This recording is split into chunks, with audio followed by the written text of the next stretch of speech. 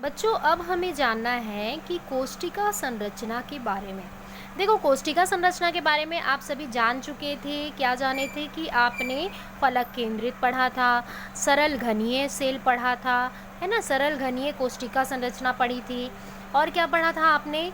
आपने पढ़ा था काय केंद्रित घनीय कोष्टिका, है ना, यही पढ़ा था। तो अब हमें कोष्टिका की संरचना के प्राचीनतम चीज़ों को पढ़ लिए, जिसको हम कहते हैं प्रिमेटिव।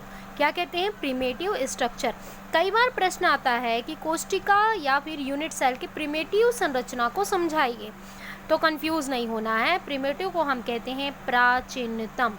क्लियर हो रहा है? तो प्राचीनतम संरचना हमको पता था, क्या था हमारा? सरल घनीय सेल, मतलब कि सिंपल यूनिट सेल। इसको आप सरल घनीय सेल लिख सकते हो। मैं लिख रही हूँ सिंपल यूनिट सेल।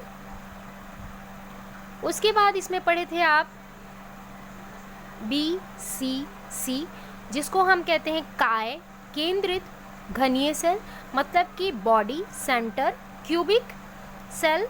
तो बॉडी सेंटर क्यूबिक सेल। उसके बाद आया था आपका FCC, मतलब कि फेस मतलब फलक केंद्रित घनीय सेल, जिसको हम कहते हैं फेस सेंटर क्यूबिक सेल। यहाँ पे आपने जो तीन संरचनाओं के बारे में पुराने कक्षा में, मतलब प्रीवियस जब आपका क्लास हुआ था, तो मैंने इन तीन संरचना के बारे में आपको अध्ययन कराया हुआ था, है ना। इसमें कोई भी आप लोगों को डाउट नहीं था। आपको पता था कि सरल घनीय मतलब कि इनके कॉर्नर में, मतलब कि कोनों में 8 अवयवी कण होते हैं।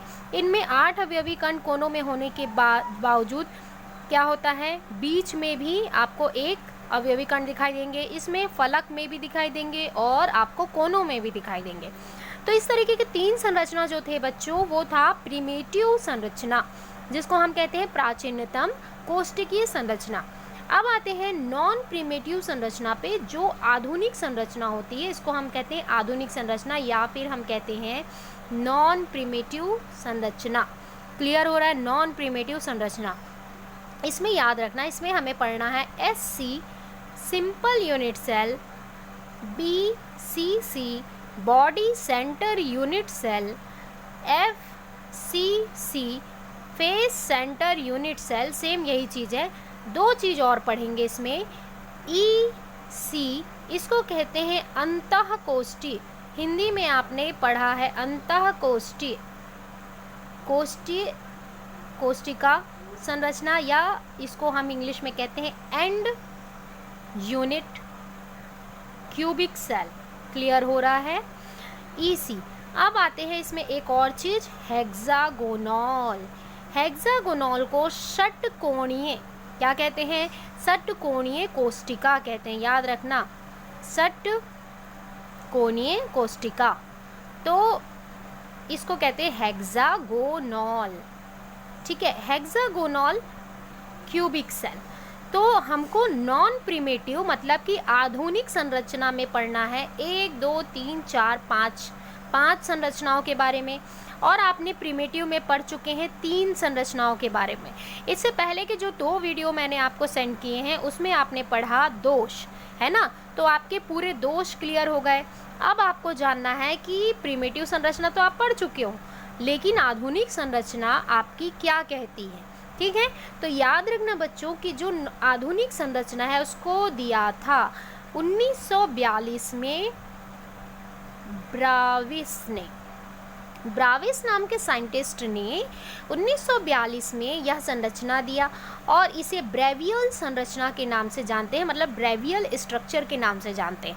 तो ब्रेवियल स्ट्रक्चर 2 भागों में विभक्त है। याद रखना, ब्रेविस या ब्रेवियल स्ट्रक्चर, ब्रेविस संरचना आप हिंदी में लिख सकते हो इसको। ब्रेविस संरचना 2 भागों पे आधारित होती है। पहला होता है बच्चों अवयवीकरण, मतलब इसमें बोल सकते हैं कि सेल पैरामीटर पे, मतलब कि कोष्टिका के, है ना, पैरामीटर पे निर्भर करता है। याद रखना, कोष्टिका पैरामीटर पे निर्भर करता है।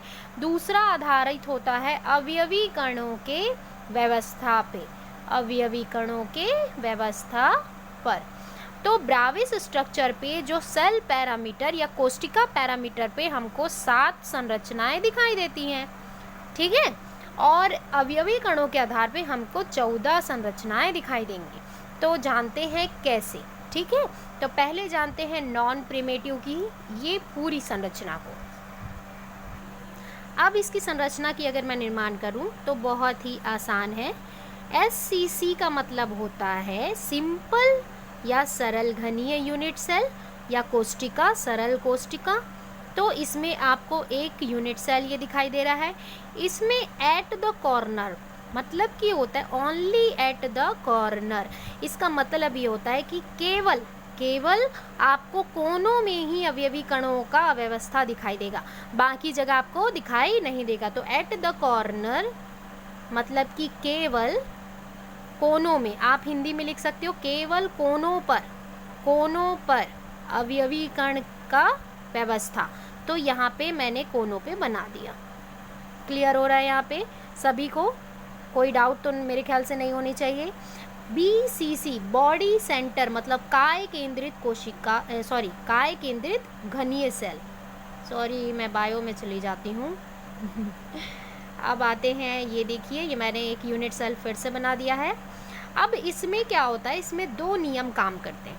क्या नियम काम करते हैं भाई?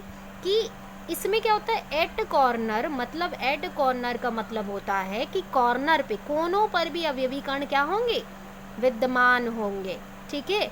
और बॉडी सेंटर मतलब काय के बीचों बीच मतलब आपको एक और दिखाई देगा, मतलब यहाँ पे होगा बॉडी पे भी ओनली 1, ठीक है। तो देखो डिस्ट्रीब्यूट की अगर हम बात करें तो इसको मैं आपको कॉलम में बताऊंगी, आप कभी भूलोगे नहीं, क्योंकि ये जानना ज़रूरी है, आपको बहुत सारे इससे क्वेश्चन आते हैं। आगे बढ़ते हैं, आगे नेक्स्ट वीडियो पे बढ़ते हैं, ठीक है, क्योंकि वीडियो यहाँ पे स्टॉप हो जाता है, ज़्यादा लेंथ नहीं है मेरे पास। तो नेक्स्ट वीडियो पे आगे के डायग्राम देखते हैं।